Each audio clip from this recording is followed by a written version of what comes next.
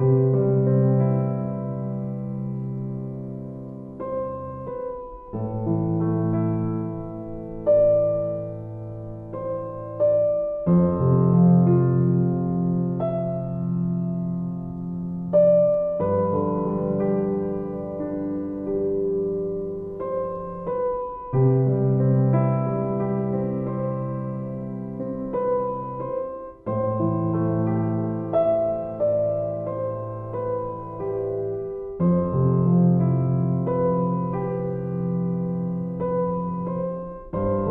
ലൈബ്രറിയെ കുറിച്ച് എനിക്ക് പറയാനുള്ളത്, എന്താണ് ലൈബ്രറി?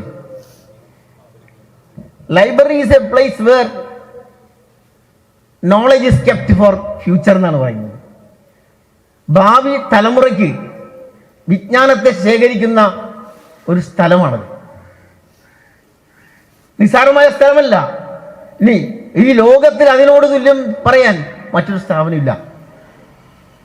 നിങ്ങൾ ഒരു ലൈബ്രറിയോട് തുല്യം പറയാനുള്ള ഒരു സ്ഥാപനത്തിന്റെ പേര് ലോകത്ത് പറയും, ഉണ്ടാവില്ല. കാരണം വിജ്ഞാനം എന്ന് പറയുന്നത് അതാണ്. വിജ്ഞാനം അന്വേഷിച്ച് കണ്ടെത്തി അത് സ്വായത്തമാക്കുന്നതിലൂടെയാണ് ഓരോ വ്യക്തികളും വ്യക്തിത്വമുള്ളവരായി മാറുന്നത്.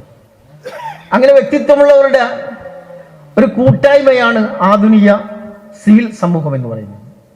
വരും കാലങ്ങളിൽ ഈ പ്രദേശത്തുള്ള മുഴുവൻ ആളുകളുടെയും ഒരു ആശാകേന്ദ്രമായിട്ട് വളർത്തിയെടുക്കാൻ എല്ലാവരും സഹകരിക്കണമെന്ന് മാത്രം പറഞ്ഞുകൊണ്ട് ഇതിൻ്റെ ഔപചാരികമായ ഉദ്ഘാടന കർമ്മം നിർവഹിച്ചുകൊണ്ട് ഞാൻ പിൻവാങ്ങുന്നു.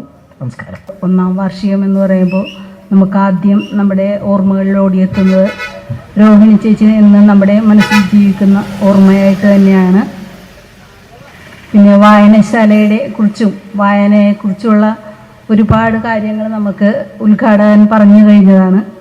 അപ്പോൾ നമ്മുടെ പ്രദേശത്ത് നമ്മുടെ കുട്ടികൾക്കും മുതിർന്നവർക്കും ഒക്കെ നമ്മുടെ വായനശാല വളരെയധികം പ്രയോജനപ്രദമാകും എന്ന കാര്യത്തിൽ യാതൊരു സംശയവുമില്ല.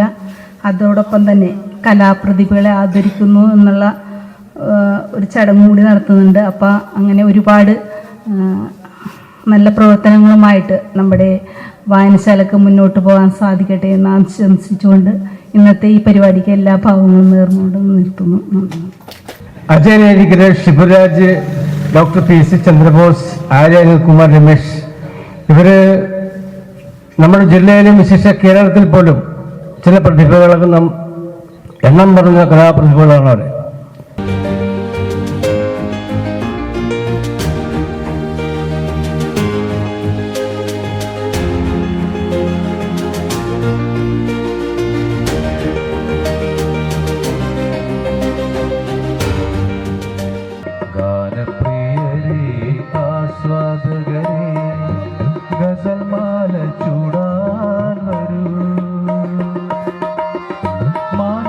ചഷകത്തിൽ സ്വരരാഗങ്ങൾ മധുരം നേരിക്കാം ഞാൻ.